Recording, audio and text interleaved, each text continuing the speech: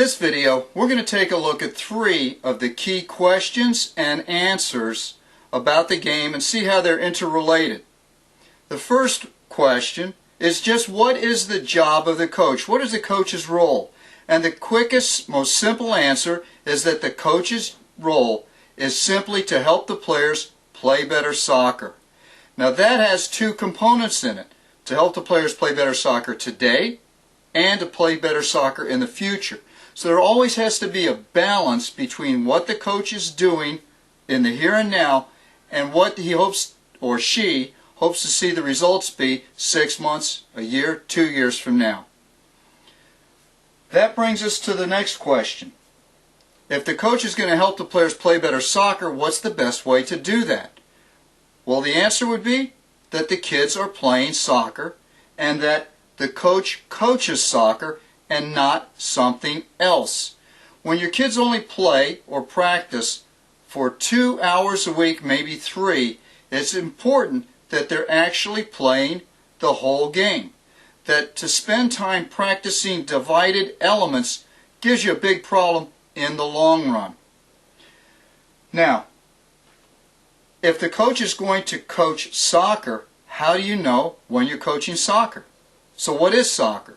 Well, soccer has 6 key elements. And the first one is that it's a game. Soccer involves play. Soccer presents a problem, as all games do. And in this case, those problems have to be solved with soccer skills. Now, whether you solve them or not, you end up with a result. If you solve the problem, you're successful. If you didn't solve the problem, you're not successful. So in this sense, the game becomes a teacher. The kids are not going to have to rely on the coach or an adult to tell them you did that well or you didn't do that so well. The kids will already know. And one other little aspect about this, keep in mind that soccer is a hobby, and hobbies are activities that people do in their leisure time. Hobbies are very easy to replace, as coaches who've been in the game for a while already know. Now the second element after the game is that soccer is made up of players, and the players are going to be in teams. This means you have to learn the elements of cooperation and competition at the same time. In fact, you need to learn how to cooperate with the opponents. When the teams work together, you have your best chance of ensuring a good game that's going to be sporting and fair. The third element will be that the game has to be played somewhere. It has to be on a field. Whether it's on a tennis court, on a strip mall, on a Bermuda grass field, $1 million field, or on AstroTurf, the game has to be played somewhere, and that somewhere will be the field. The fourth element is that soccer has goals.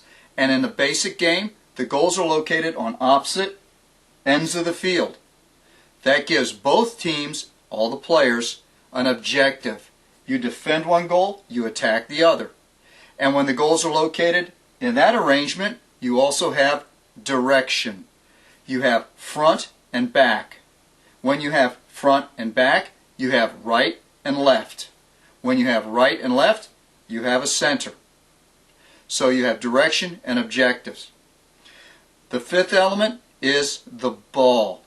Once you put a ball on the field, now you have that little thing about being in front of the ball, playing behind the ball. You also have ball possession, and ball possession with the teams now determines your role. Not only determines your role, but when the ball changes hands, you're using the 4 main moments of the game. That's going to be a huge thing. Now, there are a lot of games that have a ball, goals, played on a field, and have players.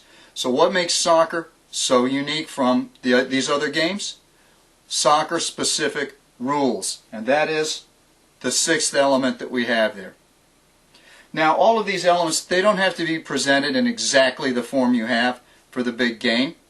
You do not have to have 11 versus 11 on a rectangular field with goals like this. You do not have to have all of the rules in place. You certainly need a ball. That's one thing you have to have.